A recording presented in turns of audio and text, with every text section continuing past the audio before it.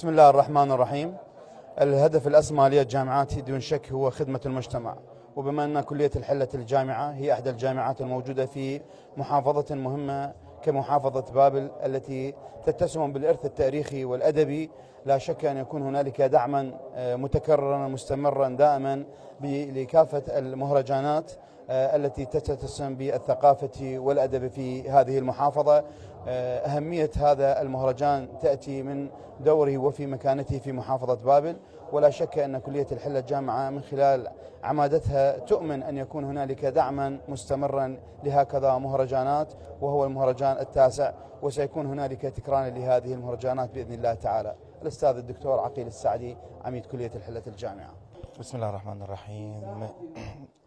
كل الحب والتقدير لقناتكم الموقرة. نحن اليوم في مهرجان الفنان الحر الثقافي التاسع، دورة الفنان الراحل كوكب حمزة. هذا المهرجان هو كما تعودنا أن نقدمه يحمل أسماء لأعلام من محافظة بابل. اليوم حاملة اسم الفنان الراحل كوكب حمزة، هذا الفنان حقيقة الكبير الذي وصل العالمية، كوكب حمزة. طبعا المهرجان له الكثير من الفقرات، من ضمنها المعارض التشكيلية وأيضا المسرح والسينما والموسيقى والشعر إلى آخره من الأطياف الثقافية. فرزق صبري، رئيس جمعية صوت الفنان الحر الثقافي. السلام ورحمة الله. حضرنا اليوم دعوة من الأصدقاء والأخوان اللي موجودين، الشعراء والفنانين، مشاهدة هذه الفعالية الفنية ودعم الفعالية الفنية في بابل ومدينة الحلة. إن شاء الله الفعاليات القادمة تكون أفضل، ونتمنى التوفيق والنجاح للفنانين كلهم جميعا إن شاء الله. زيد علي.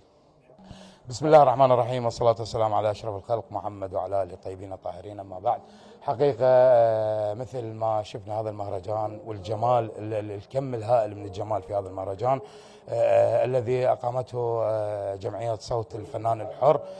شكرا لرئيسها الحبيب المثابر دائما فرزق صبري في هذا المهرجان السنوي التاسع.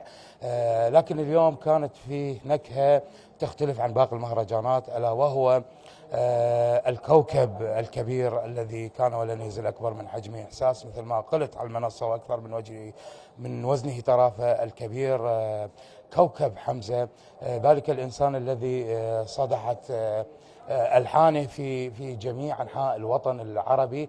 اليوم بابل هي المعطاء، هي الجمال.